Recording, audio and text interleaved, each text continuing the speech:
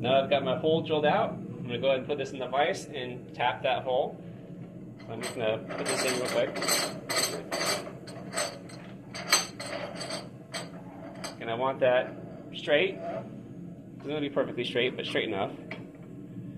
And then, especially because this is a pocket hole, it's not a through hole, I want to put oil in that hole to lubricate my tap and to flush out any of the chips. So I'm actually going to fill this hole with oil. Add some more to that as I go through. As I push that down, especially since this is a closed hole, the oil will push itself back out, but I can go in and out a little bit to get this going. To start this out, you want to make sure you're as straight as possible. If you're not straight in the hole, you're going to have a really hard time tapping this out.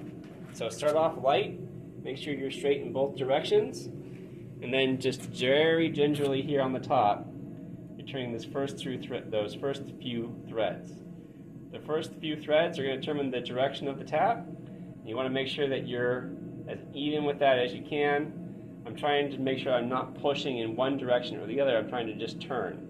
So you can use both hands here, kind of pressing lightly on the edges of the tap, trying to just turn, not, or just twist, I don't know what I would call that. And as I get down a little bit, I can come back out.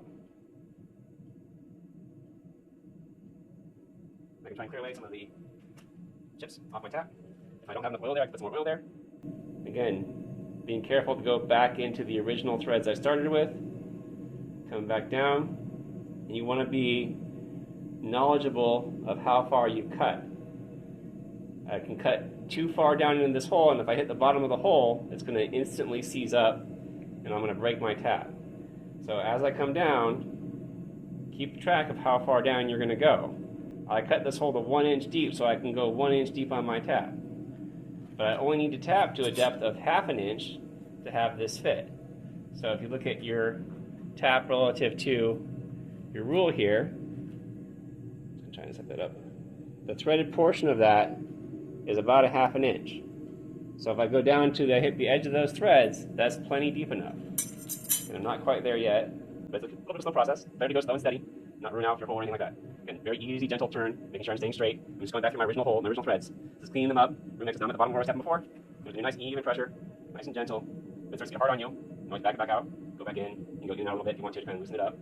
And again, so I'm going down with those threads are just at the bottom. Got a few more turns. That's good. So again, so the threads are down just inside there. Drag it out, nice and even. And try not to turn that sideways. And you should be good. Sorry, blocking you.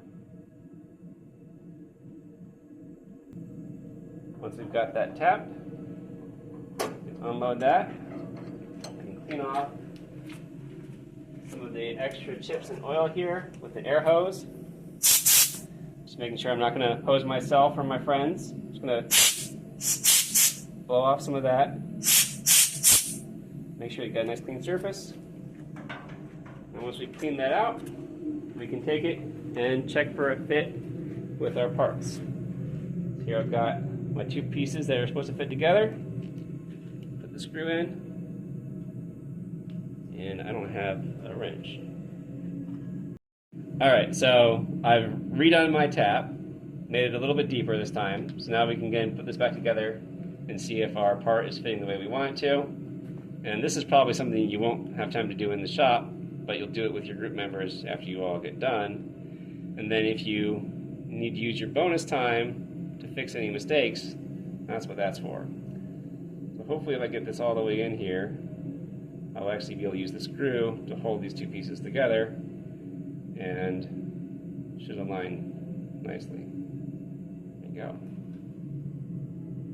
The nice thing about this head too, with this counter bore, is I've actually got a little bit of jiggle on that. So even if those lines are not perfect, you kind of see that gap there, I can hold that in place and then just use the clamping force of the screw to keep those gaps nice and clean and closed.